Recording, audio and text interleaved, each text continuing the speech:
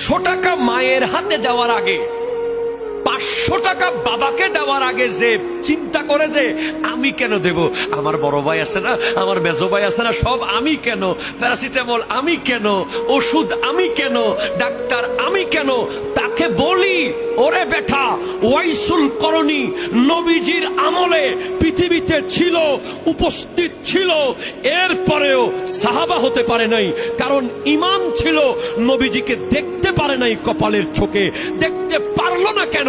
বারবার যেতে চেয়েছে। আমার নবী বলেছে আসিস না, তোমার মায়ের খেদমত করো, তোমার মায়ের খেদমত করলে আমি নবী রাজি হয়ে যাব। তাইলে ওয়াইসুল করণী সাহাবা হওয়াকে স্যাক্রিফাইস করেছে মায়ের জন্য। তুমি 100 টাকা দিতে পারো না, তুমি 500 টাকার একটা নোট দিতে পারতেছো না, আর ওয়াইসুল করণী গোটা সাহাবিয়তকে ত্যাগ করেছে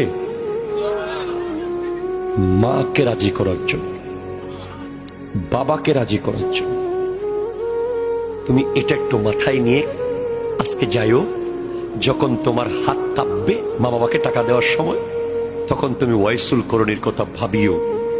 শুধু মায়ের সেবা করার জন্য সাহাবী হতে পারেনি, বিনিময় পেল কি? আমার নবী হযরত ওমরকে আর হযরত আলী রাদিয়াল্লাহু তাআলা নেই, দুইজন জলিলুল কদর সাহাবীদের মধ্যে সবচেয়ে শ্রেষ্ঠ, তাদেরকে বলছেন ওয়াইসুল করণীকে দেখলে তার কাছ থেকে দোয়া নিও। সাহাবী দোয়া নেবে তাবেঈন থেকে, এক র‍্যাঙ্ক নিচে। কেন ইয়া রাসূলুল্লাহ?